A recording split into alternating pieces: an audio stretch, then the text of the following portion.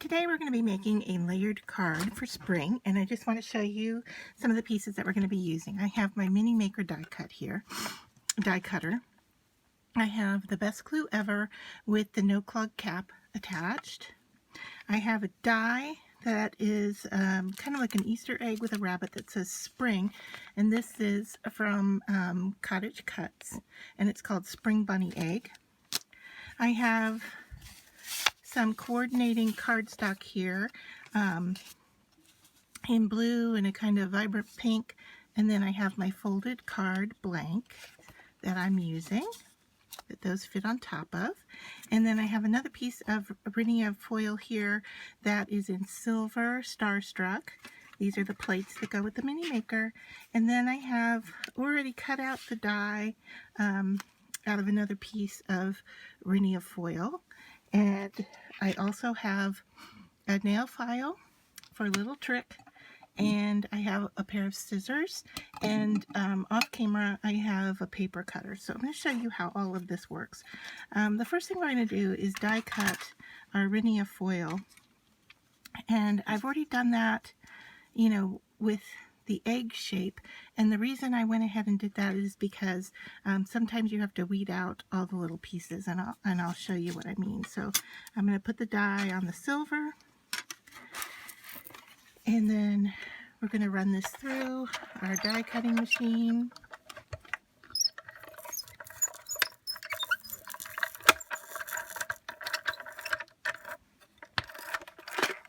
And I can set that aside now. Alright, so here is our cut piece. Thankfully the whole thing lifted off, and all I need is that little bunny piece right there. So that is going to inset into our already cut out piece. Alright, and if you wanted to insert more, you definitely could do that, but that's just the only piece I am going to inset from this die cut. Okay,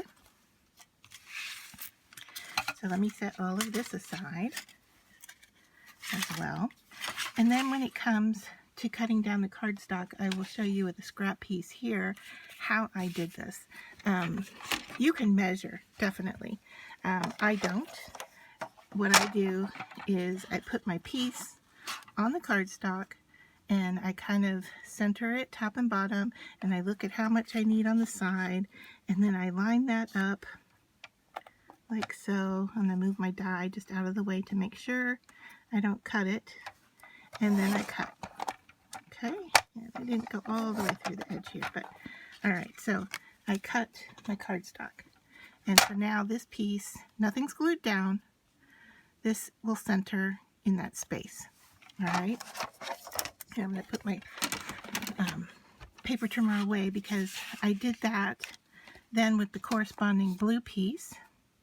Alright, I just took the pink, laid it on top, centered it kind of evenly, and then cut. And then the last thing I did, the same tip with the blue on the white cardstock, and I measured the size I wanted, and then I doubled this dimension because I wanted the fold at the top. So I doubled this dimension and cut it, and then I centered it this way and cut it. So hopefully that makes sense. If you are a measurer, go ahead and measure and do that. Now my tip. This piece doesn't show it a lot, but maybe you can see there's some burrs there on the edge, and here's a piece I have to kind of cut off and retrim because it didn't cut so well. So I would do that. And then any edge that's kind of fuzzy like this, I go over it with my nail file, kind of pushing it towards the back of the paper. I know the sound isn't very nice. Push it to the back of the paper, and then run the file over that back to get those little fuzzy burrs off, and that leaves your edge nice and smooth. And you can do that as much as you need to get those burrs to come off. Alright, so that's my tip for you. So now for construction, I am just going to use my best glue ever, and I am going to just start layering. Everything on this card gets layered. I just want to show you how easily and how little of the best glue ever you need. Okay, so I'm just going to put, you can see, hopefully you can see, yeah, I'm just putting a real thin amount on here, and then I am visually centering it in this space. And it is a tacky glue, so it will stick, but it's also going to give you a little bit of wiggle room before it sets. All right, so that's our first layer. Here's our second layer, is the pink. Once again, just a real small amount. And this, what is this? I think it's a 2 ounce, yeah, a 2 ounce bottle has lasted me for practically a year, and I craft and glue all the time. So it really does go a long way. All right, so there is our second layer. Now I'm going to glue the foil die cut image down, and I'm just going to randomly go through and glue on some of these bigger pieces and definitely around the outer edge. Now the no-clog cap puts down such a fine line. It really does help with these kind of intricate dies. All right, and because it has glue all over it, I am just going to use my tweezer to pick it up so I don't have to get glue all over my fingers. And I am going to then visually center this in the space. All right, so something like that. All right, now this glue is a tacky glue and it stays tacky. So if you have any exposed on the front of your card, you just kind of want to wipe that off before you move on any further. Okay, so I'm just feeling to make sure I don't have any little tacky bits anywhere. And I'm just going to rub that off.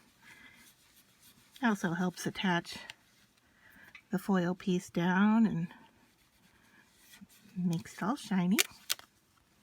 All right, so I think we're good there, in case I had any glue sticking out. And then the last bit is I'm going to put the bunny in the center, and I just cut him out of a different color of foil. It looks like I need to get under here with this little guy.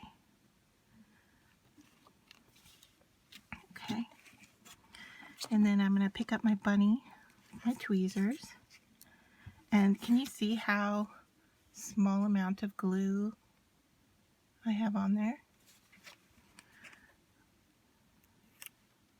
I mean, I covered the whole surface, but with a very thin amount.